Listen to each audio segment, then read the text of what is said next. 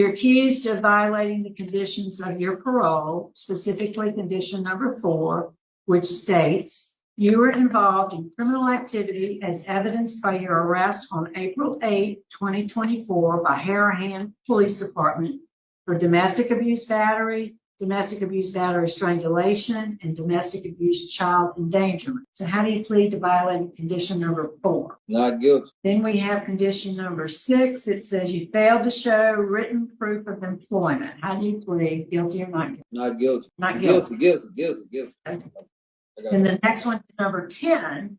You're currently in arrears $1,047 in supervision fees. You haven't made a payment since July 21st, 2023. How do you plead to violating condition number 10? Guilty. All right. So your case has been assigned to me. I'll take the lead on the interview. I'll start asking the question. So, Mr. Webster, tell us what happened. Why were you arrested by Harahan? I was arrested because my baby mother's called the police on me. Why? Child, because we were not seeing eye to eye. She was going through postpartum depression, and that was her way of just trying to control me. Trying to control you, you said? Yes, ma'am. So she had some injuries. How did she receive her injuries? Not for me. She had a fight before that with another female I was messing with. So you were there when they had the fight? Can you say it again, ma'am? They were there. You were there, rather, when the two women had a fight? Yes, ma'am. What'd you do? Just trying to diffuse it. Well, when I'm reading the information in the report that we got, some of the information that you gave during your preliminary hearing conflicted with what was in the police report. What would you say to that? Just you're not being very forthcoming about what happened. Why did the women fight? Oh, because they was getting tired over me. I got 2 newborns at one time, February 22nd and March 15th. Red Desire Webster and Ramallah Jr. 2 different women. Yes, ma'am. All right, let's move on. Why weren't you working? I be working with my dad sometimes, but most of the time I be at home watching the baby. But when I first got out, I had a job on Burgundy at Betty's Bar. What happened to that job? It had closed down. And so you had 2 newborns babies. How are you paying for those babies? Say it again. You have 2 newborn babies. How are you paying for those babies? Sometimes I got houses with my father, and he helped me out. And so I guess tell us why you hadn't paid your fees. Same reason. Yes, ma'am. I could follow up on him. He was willing to pay for me, my father. It's your responsibility. Yes, ma'am. Anything else you want to tell us? I had a letter. I could read a letter. I had a letter I wrote. If that's okay with y'all. Go ahead. How y'all doing? My name is Ramallah Webster. In life, I had a few ups and downs, like any other normal human being. Since I have been out, I have stayed out of trouble, complied with my parole officer from meeting her every month to never failing a drug test. I take responsibilities on the payments, but promise to follow up on them. Right now, I have 2 children, Rare Desire Webster, February 22nd, 2024, and a son born March 15, 2024. Since then, I feel like I have failed them since I left their side. Since they have been born, I have seen is more things in this world, and I have seen is more things in this world with violence, more things with getting into violence, more things in life. Since my kids been born, I have not been seen eye to eye with my mother, but eye to eye with their mothers, but still respect them in the most way and forgive them. I ask today that I continue to be the father in my child's life that my father have taught me to be. Thank you.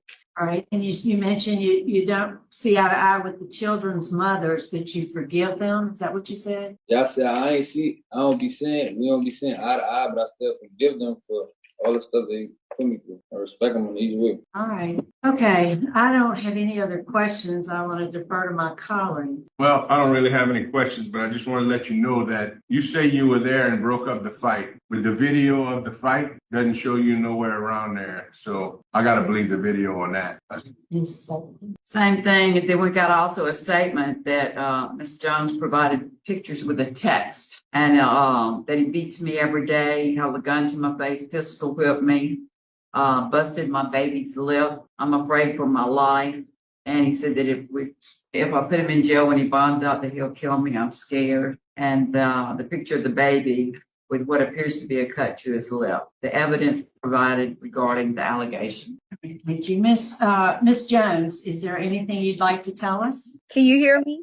Ken, Okay. Good morning. On April 5th, I got into an altercation with another female, and the fight was really bad. It wasn't just more, it was more than one female. It wasn't just the person he was dealing with, but it was also her friends. And during that time, it left me with bruises and marks on my face. I also had braids that I had in my hair. And once I took the braids out of ponytail, I had a lot of bald spots. A lot of my braids came out, and I was upset with Romales because I felt as he should have been home comforting me and my baby, but instead he ran to her, and then he brought my child around her. So I felt disrespected. I was hurt, and I may have fabricated the story. I may have said he did those things to me, and it wasn't him. I got into altercation prior to that. But Romales is a good father to my son. He watches my son. I'm a patient care technician. I work at University Hospital, and I'm also in nursing school. I'm a nursing assistant, and I'm also in nursing school. And Romales has been a great help. He watches my son when I leave him to watch him. He has a bond with my son. He built a bond with my son, and I just want him to be able to come home and help me with my baby, because due to him being in jail, I lost my job because I don't have a babysitter. I was in foster care, so I do not have much support as far as coming from my family. So Romales was kind of my only source of help. And I just don't want him to miss my son's first steps, his first words, because of a decision I made. I was going to, and I felt like Romales could have been there for me a little bit more, and he wasn't. And then we had a lot of stuff going on with him doing it back and forth between me and another female, and I was hurt in the moment. But Romales has never harmed me or my son. Those pictures that I sent, those are pictures from the incident that occurred. The scratch on my son has long fingernails, so he scratches his face. He will never harm my son. My baby's an innocent baby. Whatever we have going on, it don't have nothing to do with my son. So all of that was a lie. all right, well, thank you for that. We appreciate you speaking to us this morning. But I think we're prepared to vote. Mr. Webster? Yes, ma'am. Like has been said, we have, the video speaks volumes, and it's in direct conflict with what both you and Ms. Jones are saying. My vote today is going to be to revoke your parole. And I encourage Ms. Jones, there are resources available to you in the community that can help assist you with your situation. But today, sir, I find you guilty of violating condition number 4. Mr. Barrow? I vote as Ms. Renata did, revoke probation based on the video that we've seen. Ms. Stapleton? I concur, and also I would really stress that, Ms. Jones, you need to seek out a shelter just for the counseling, because there is another history of domestic abuse battery in his past. You may or may not know about it, but that is very, very dangerous. So, try and get some help. Try to get some counseling so that you can do better. They have help for you too, okay? So All right. my vote is to revoke. Mr. Webster, today your parole is revoked. It's